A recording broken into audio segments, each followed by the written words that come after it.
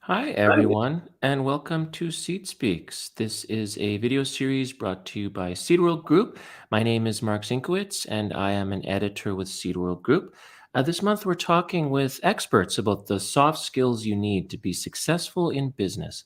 Today, we're talking with two experts about the skills required to launch a successful startup. I'm joined today by Genevieve Arsenault-Labrec, co-founder of EOS Diagnostic in Quebec, and Morgan Webb, co-founder of Alberta's Seed Check Technologies. EOS Diagnostic uses a patented molecular tool to facilitate the identification of Phytophthora ruth rot variants from field samples, making resistant soybean variety selection simple. SeedCheck is a seed testing lab based in Alberta, specializing in a range of testing services, and is particularly known for its expertise working with reclamation seed. Welcome, everybody. Thank you. Thank you for the invitation. Thank you for joining us, and good to see you, Morgan. And as I said, today we're talking about the skills needed to be successful in the world of startups. Now, as I just said, you both have experience in this area, having launched your own businesses. Genevieve, you founded EOS Diagnostic after you recently developed a predictive tool that can be easily used by breeders so that they can introgress and recommend the proper resistance genes to growers. Genevieve, let's start with you. What made you want to take that leap into launching your own business? What made you want to do that? Yes, thank you, Mark, and thank you for the invitation, by the way.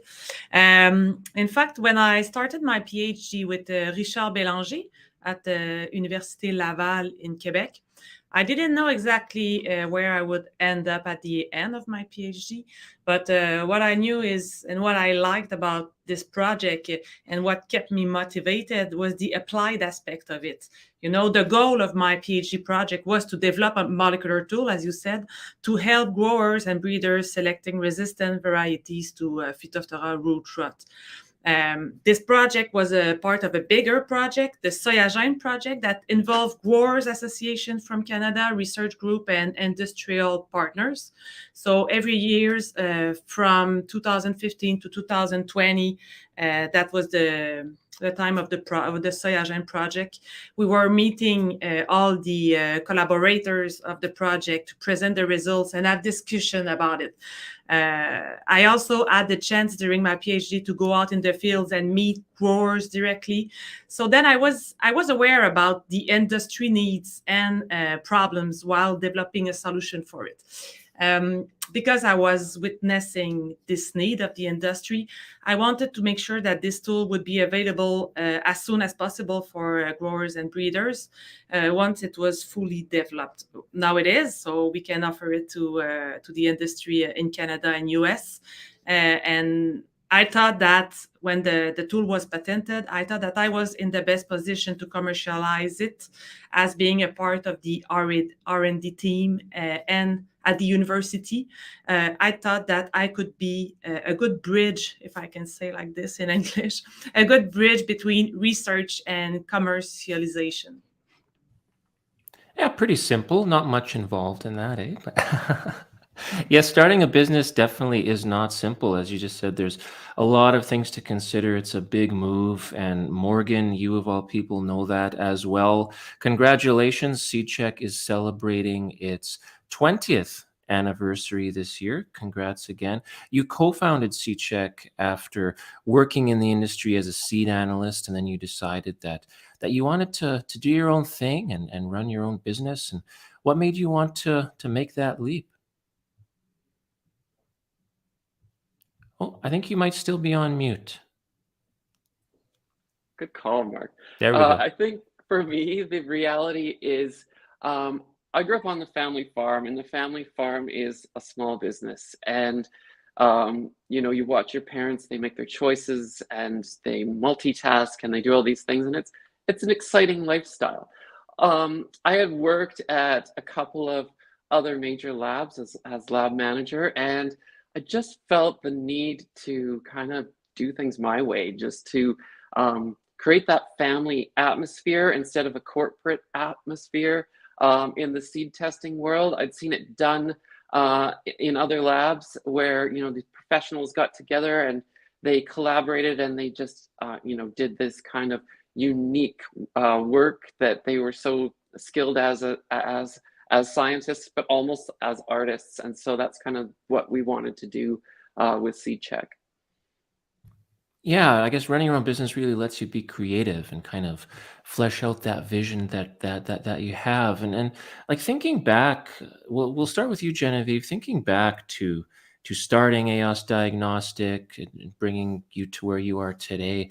What's a major lesson you learned? I suppose. I guess what I'm asking is, what's the major thing you might have done differently if you could kind of go back and do it all over again? Is there that one thing that sticks out for you that, yeah, you know, if I could start this all over again, that's maybe the one thing I may have taken a different approach on, or a big lesson learned? Mm-hmm. Uh, on my side, you know, going back is not that far away because it was founded 2 years ago, and we started the commercialization just 1 year ago. So I think in some years maybe I will have taken some lesson and I will try to learn from it, and I try to be indulgent with myself about it. But what I would do differently, I think I would start to create awareness sooner to the growers, because I realize now that it's an important, it's a crucial aspect of the process of commercialization. I think that during my PhD, maybe I was too immersed in the subject and I was surrounded with people that knew about the problematic and our solution, and I did not realize the effort I would have to put to reach every growers and every breeders. And I think this could have been done earlier. And we learned from it at IS Diagnostic. For example, we are commercializing a similar diagnostic tool, but for SCN, for soybean cyst nematode. This tool is not fully functional yet, but we already talk about it to our clients because we want them to be aware about the solution once it's ready to be launched. I think that's pretty much it. Morgan, I'm going to ask you to look back 20 years, 2 whole decades, and when you think of everything you did from starting your business to where you are today, what's that one thing that sticks out in your mind that, yeah, you know, if I could go back 20 years knowing what I know now, it's maybe the one thing I would have taken a different approach on? I think something that I would do differently is I would use my mentors more. There were people, little guardian angels that come into your life. You know, some ladies that I worked or colleagues in Ontario that gave me some good advice. You know, when I started my business, I was working a couple of part-time jobs at different businesses in order to have a paycheck. And there was some really great business leaders at these businesses that I worked at. And I didn't really recognize at the time, because I was a little bit young and uptight, what great mentors these people were. And I could have used them so much more for advice at the time to make, you know, some of the choices that I made that I fretted over. I could have just, you know, used their words of wisdom a little bit better.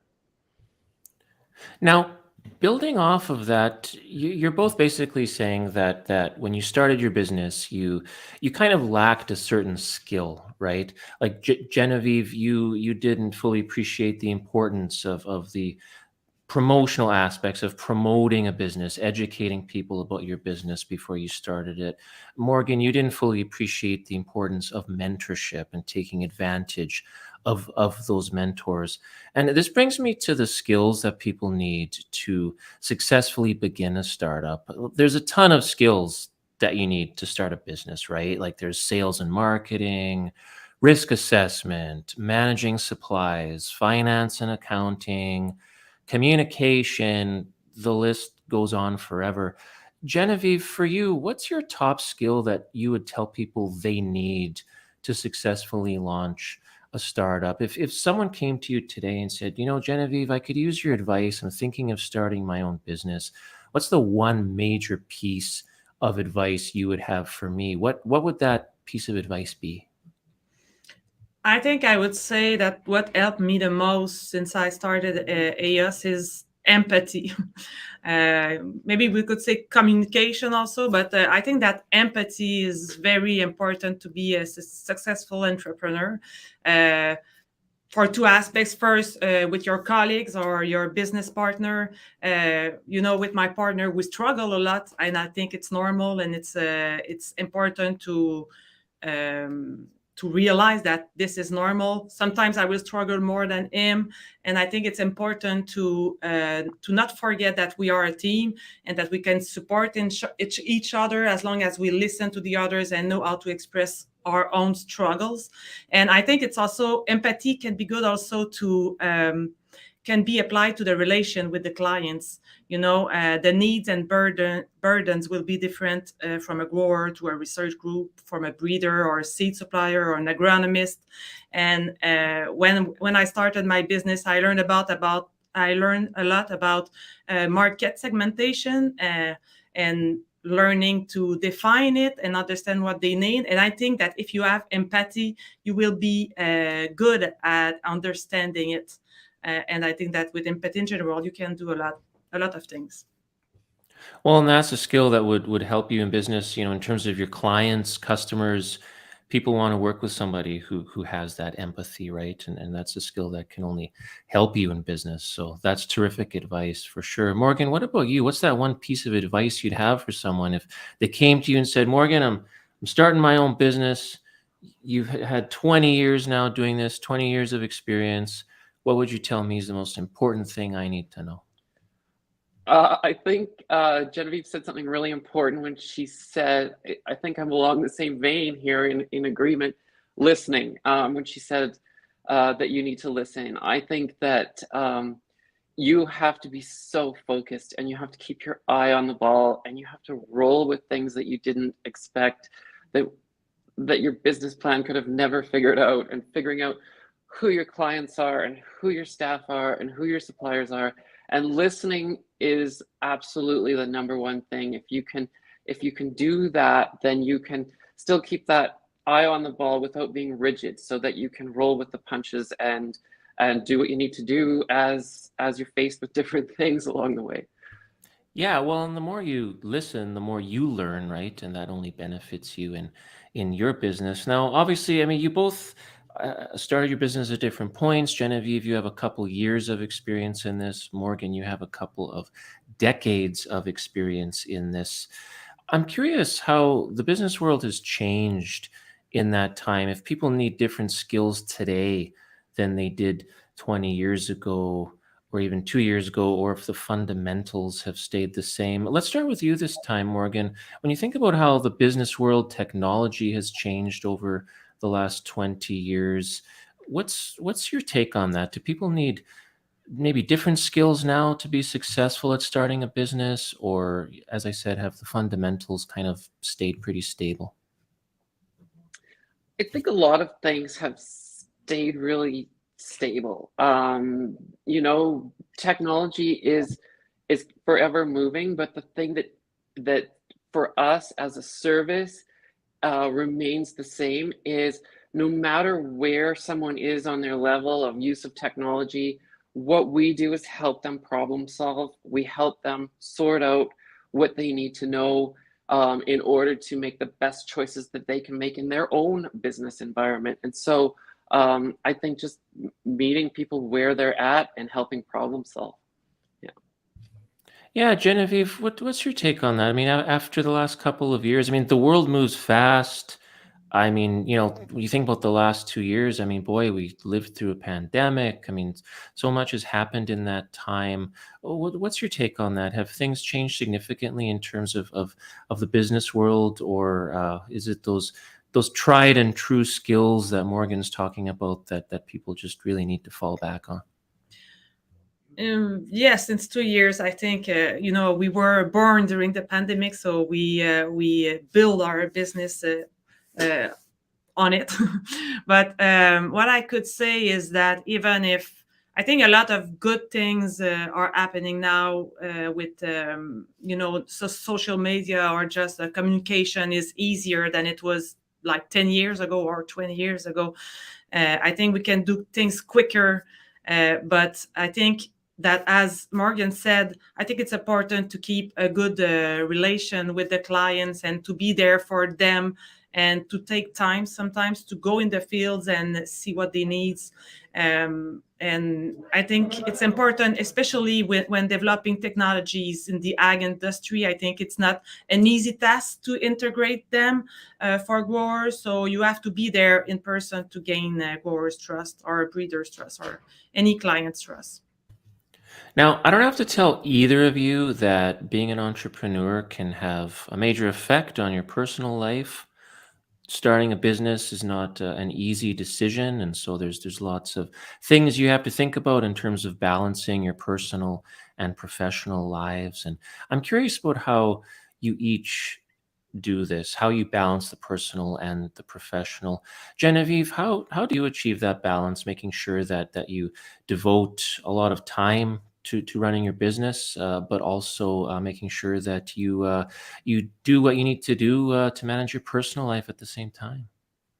Yes, to be honest, that is one of the hardest tasks I have since I started the business, to conjugate the family and the postdoc, because I'm a postdoctoral fellow at Laval University, and owning the business. As a mother of two, I could say that it's like if I have three full-time jobs. And I think that the important and what I'm learning through this process is to be able to delegate first to the colleague, to my business partner, and to my family, my life partner also. I could not be able to do this without his support, of course.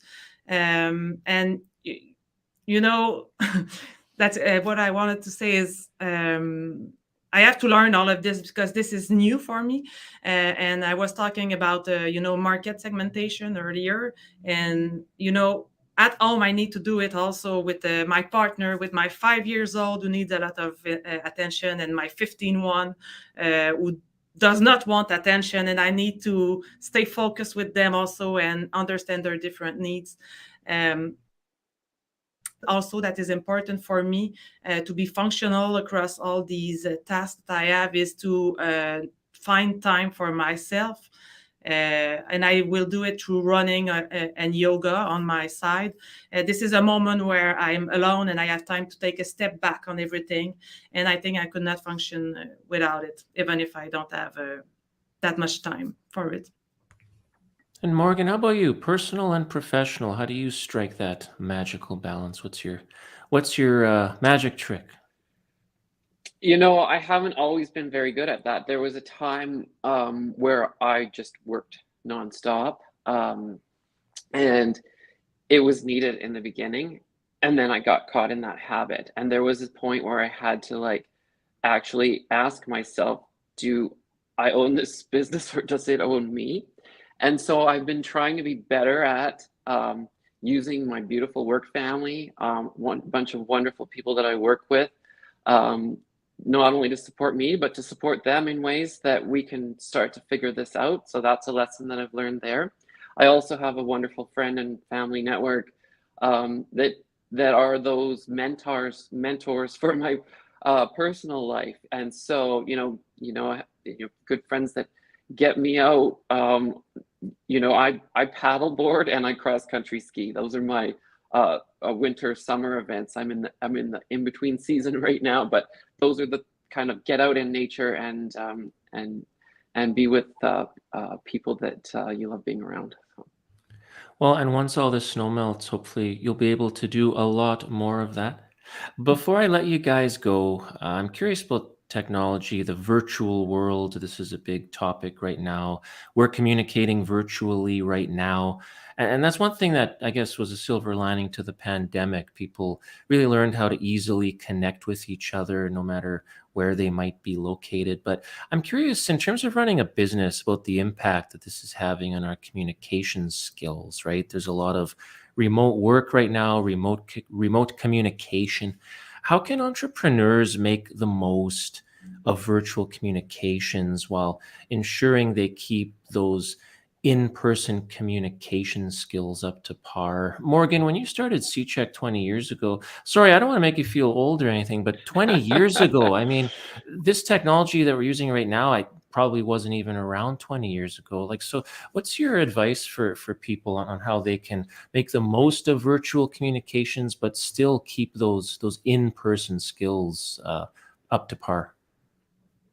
You know, frankly, I'm not very good at it. It's not something that is in my skill set. I love a person-to-person meeting. I like going to meetings and having a beer with the client and rubbing elbows, or going to a workshop with other seat analysts and rubbing elbows and figuring out stuff that you just don't really share on a screen. So I am not very good at it. I'm also in a job where, we had to go to work. We couldn't do our work from home. We had to be at the lab every day, doing our thing because it's hands-on. And so, it's wonderful these things exist, and I'm getting drug along, but I think, still the best thing that you can do is meet someone face to face. So I look forward to that returning. And Genevieve, before we sign off, I'll give you the last word. How can people best navigate this whole virtual / in-person world that we're living in now? I think, like Morgan, there's nothing like a real contact in person to create a real bond with even with the clients or the colleagues or my business partner. In fact, my business partner is working from home. I know he's feeling lonely sometimes, so we make sure that we meet periodically in person to remember what is our relationship. On my side, as Morgan, I work in the lab, so I have the chance to work in person with my colleagues and keep a good contact with them. But I think that we can use this virtual world even more since the pandemic. It is good for creating collaboration. And as I said, I think everything goes quicker. I think we can take advantage of it, as I feel I'm creating a lot of collaboration in one single day that I could with meeting in person. Great advice for all the entrepreneurs out there. Thank you so much, guys. That's all the time we have today. Thank you, Genevieve and Morgan, for your time. It was great to talk with you today. Thank you. Thank you, Mark. And for information on SeedCheck, you can visit their website at seedcheck.net. And for information on AOS Diagnostic, visit aosdiagnostic.com. That's AYOS diagnostic.com. Thank you to our audience for tuning in today. Join us next week when we'll discuss the topic of being successful around the boardroom table. This is Mark Zinkowitz of Seed World Group signing off.